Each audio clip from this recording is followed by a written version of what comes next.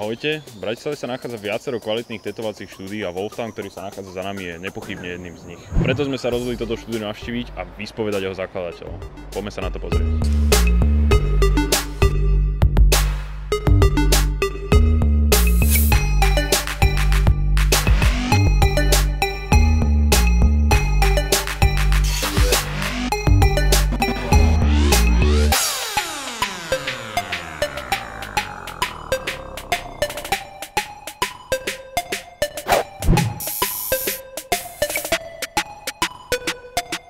Čaute. Ahoj. Mohli by ste nám nejako predstaviť váš salón? Koľko vás tu je? Nejaké základné informácie? Daj ita. Komu ti predstaviť? Wolftown štúdio. Koľko vás tu je? Je nás tu 8.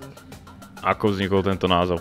Kubec poznal nejakú hardcore kapelu, čo sa tak volala a prišlo mu to cool, tak zmenili sme to, ono sa to volalo ako? Wolf City. Wolf City. A sme zmenili na Wolftown.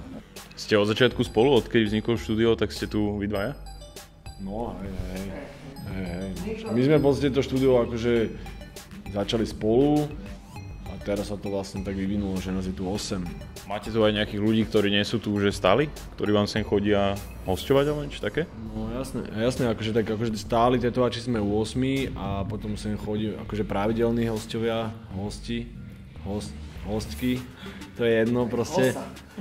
Osa. No takže všetci sem chodia sem buď regulérne, po poriadku, alebo sem chodia proste tak, že majú jeden G-spot a potom v podstate idú ďalej a tak sa akože u nás zastavia iba taká meditácia. A kedy ste začali tetovať? Akože nemyslím, kedy ste otvorili štúdio, ale kedy vznikla u vás tá idea, že zoberete strojček, alebo ihlu, alebo drevo, ja neviem, hocičo a začali ste tetovať. To bolo v podstate tak, že ja som chodil na vysokú školu a tak a v podstate som potom nevedel čo so sebou. Kde si chodil na vysokú školu, keď teda povieš? Geografia! Tak? No, jasné. A... Vieš, mapy si, hej? Yes. Mapy, jasné. No a nič, no v podstate nevedel som, že čo robiť ďalej. Ja som potom s kamošom mal takú, že modelingovú agentúru pre potetovaných ľudí a takéto veci a neviem, proste zrazu to došlo, že je ten pravý čas. Koľko je to rokov asi, keď si prvýkrát začal tetovať? Ja 4 roky dozadu, asi 4 roky aj kúsok, no. Ty? Od začiatku? Povedz, kedy si začal tetovať. Keď som mal 15 rokov. Teraz máš koľko, 50? Teraz mám 28. Je to dávno. To dávno, no. Jak si spravil prvú kerku, alebo jak to vôbec bolo, že... Tak, ja som strašne mal pankáčov kamošov, takže som vyrastal v takom environmente, hej.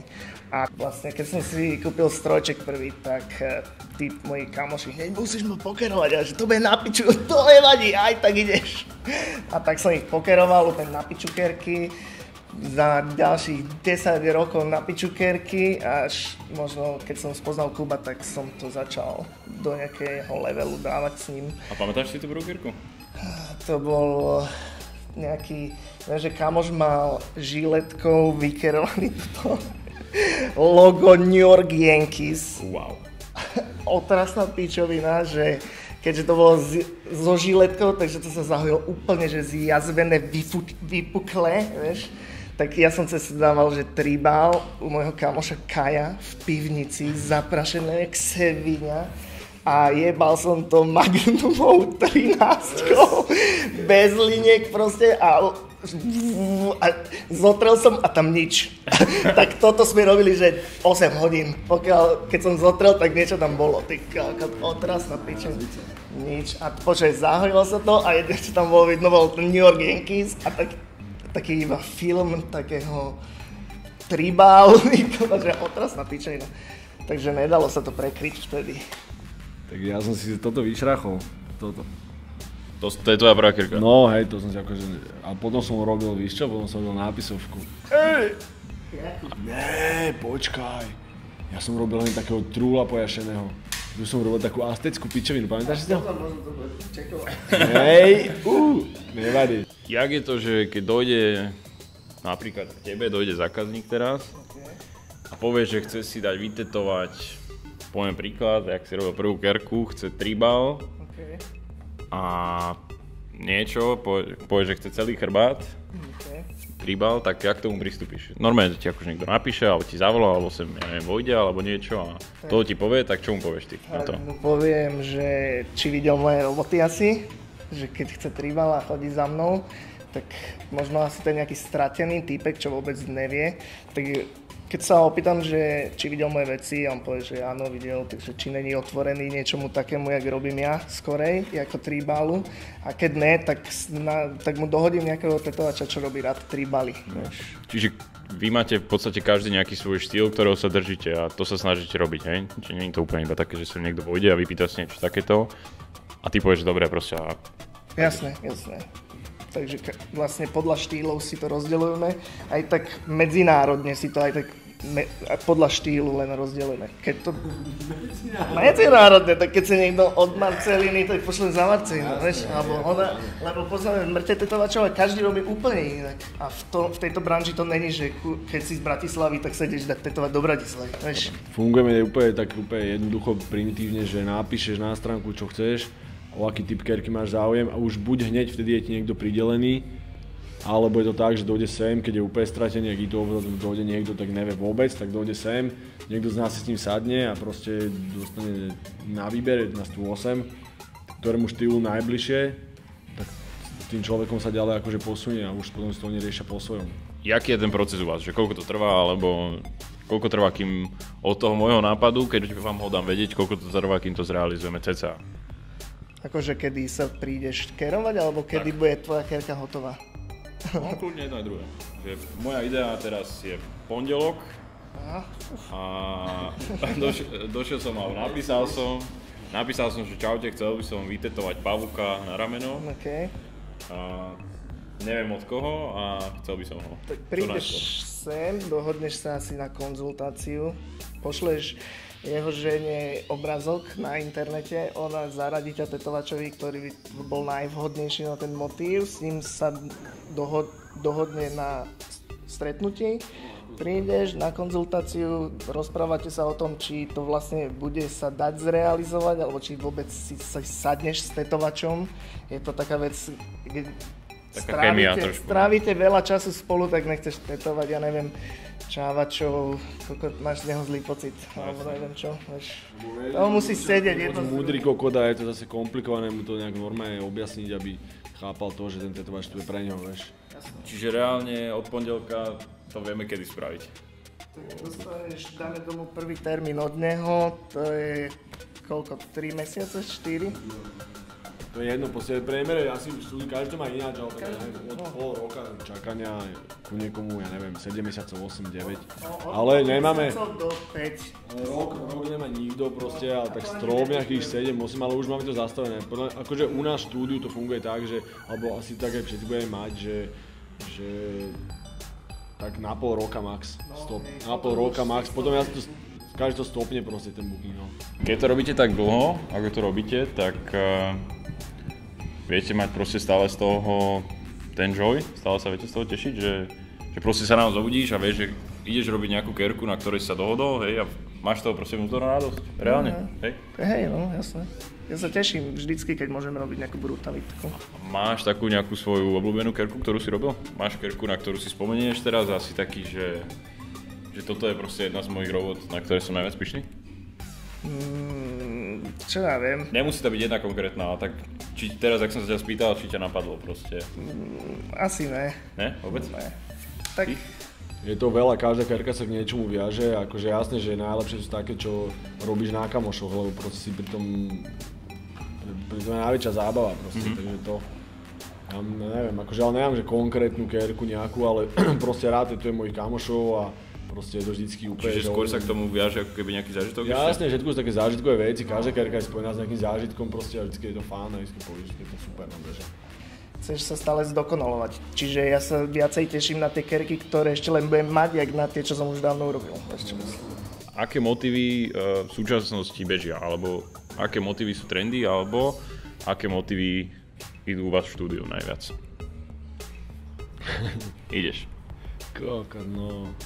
Zjednodušene povedané nejako. Nemusíš akože byť konkrétny, že teraz tento mesiac idú lebky, alebo niečo, ale... to ani nebudem, lebo to je taká otázka, že to akože vôbec si neviem povedať, lebo tak každý si robíme svoju robotu a vôbec neviem, čo je trendy, lebo robím si, vieš, keď niekto dojde s niečím, tak OK, ale aj tak to dopadne tak, ako vlastne ja chcem, takže že vlastne neviem, akože trendy, ako môže byť jedne trendy toho, že ja neviem, tento rok ti viem povedať, že som robil napríklad, že ja neviem, 10 levov, no tak ja neviem, je to trendy? Neviem, je to trendy? Není, čo ja viem, koľko niekto dojde, že chce, tak chce, vieš, minulý rok chodili všetci chcú vlkov, tak čo ja viem, to je úplne jedno, jednoducho, čo kto chce, tak to si jebne a je to proste na ňom.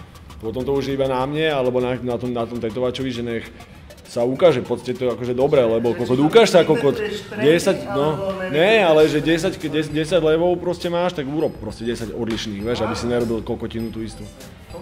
No. Čiže levy sú trendy teraz, dobre. Neexistujú trendy. Trendy sa strašne rýchlo menia v tejto dobe, takže neexistujú trendy. Je to včera to bol Leo a dnes to môže byť zajac, víš, neexistuje. Myslíte si, že nejakým spôsobom k tomuto vedia prispieť aj to, že známe osobnosti, alebo niečo také, že niekto videl na, poviem úplne najprimitívnejší príklad Beckhama a teraz kvôli Beckhamovi sa tetujú tie kríže dozadu na krk? No jasné. To tak funguje. Ľudia sú ovce. Vieš, čo vidia, tak monkey see, monkey do. Keď si nenechajú poradiť, vieš, to je len o to. Sem prídu a my sa snažíme im pomôcť. Spraviť im originálnu vec, ne takú, čo už videli na Google, vieš. Čiže je už len na tebe, či to pochopíš, že týpek mi chce pomôcť, alebo som jebnutý kokot, aj tak chcem stále to isté a prehovára tetovača, vieš, jebe.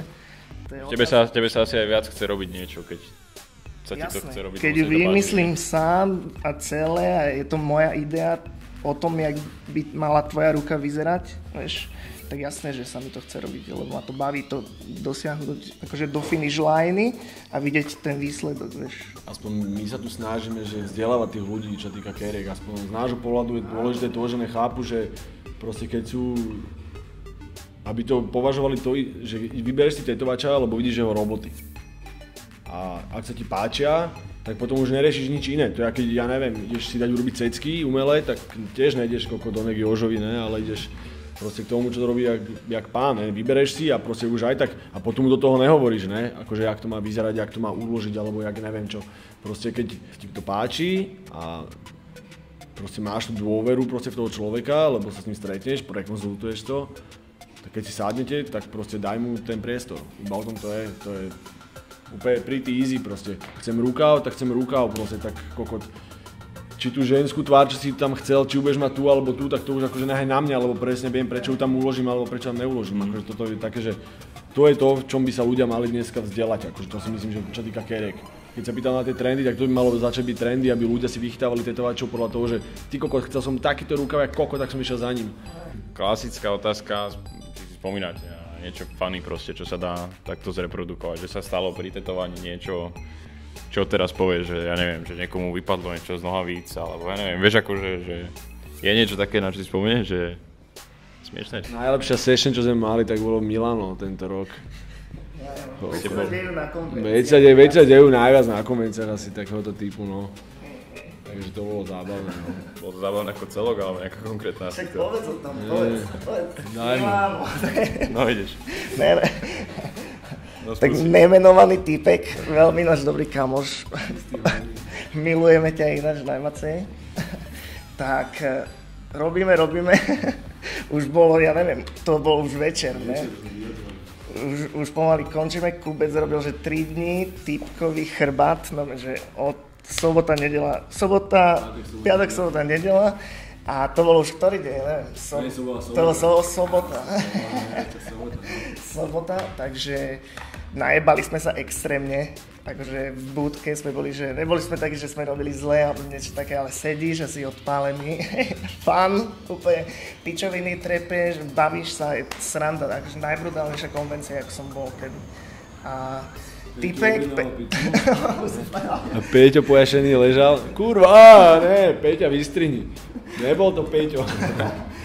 No, koľko volal, objednával pizzu, po taliansky nevedel ani slovo. Neviem ani slovo po taliansky a fúr niečo po taliansky dával.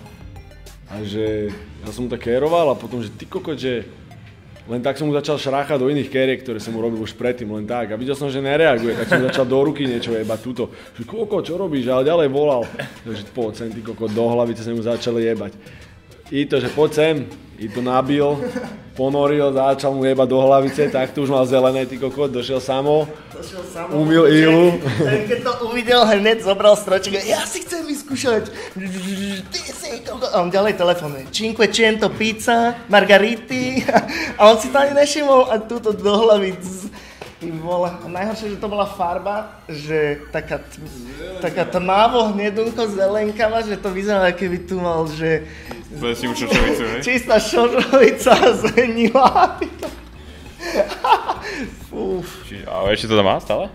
To neviem. Ja to vyčerkalo sa mu to do tej hlavice, no. Tak nemá tam najebané, takže mal tam také A má dlhé vlasy, či... Má také krátke vlasy, takže trošku tam je asi Tak tieňoval. To len tieňový, no vytieňoval. Chlap, ďakujeme za rozhovorík.